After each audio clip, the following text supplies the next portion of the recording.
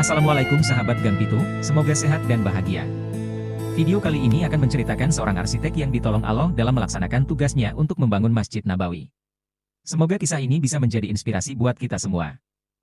Setelah selesai mengerjakan proyek Masjidil Haram dengan marmer khusus, akhirnya pemerintahan Arab Saudi meminta Dr. Muhammad Kamal Ismail untuk memperluas Masjid Nabawi dengan marmer yang sama.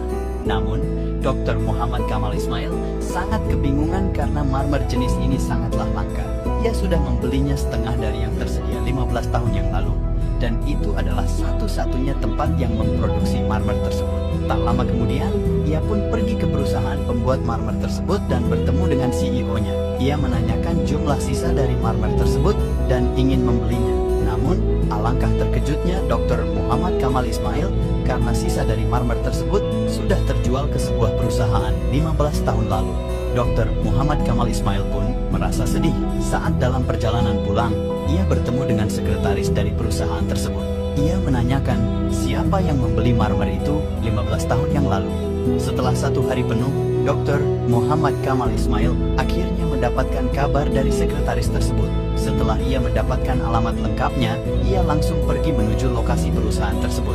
Dr. Muhammad Kamal Ismail merasakan ada hal yang aneh terjadi pada dirinya. Ia bertanya-tanya mengapa ia sangat ingin tahu perusahaan yang membeli marmer itu, padahal sudah 15 tahun lamanya, dan sudah pasti marmer tersebut telah digunakan oleh perusahaan itu. Tetapi Dr. Muhammad Kamal Ismail tak memiliki keraguan, seolah-olah Allah yang menuntunnya untuk pergi ke tempat ini.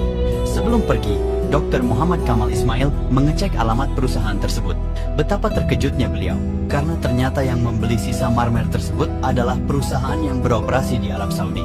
Setelah sampai, ia bertemu dengan direktur administrasi dan langsung menanyakan tentang keberadaan marmer tersebut.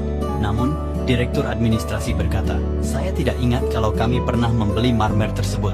Direktur administrasi kemudian menghubungi bagian gudang dan menanyakan tentang keberadaan marmer tersebut. Dr. Muhammad Kamal Ismail terheran-heran mendengar pernyataan dari bagian gudang.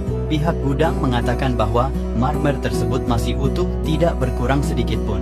Masya Allah. Di sini Dr. Muhammad Kamal Ismail pun menangis terseduh-seduh. Lalu ia menceritakan kepada pemilik perusahaan kisah bagaimana ia bisa sampai di sini. Tak lama dan tanpa berpikir panjang, ia pun menyampaikan niatnya untuk membeli marmer tersebut. Ia lalu mengeluarkan cek kosong dan menyerahkannya kepada perusahaan untuk menulis berapapun harganya.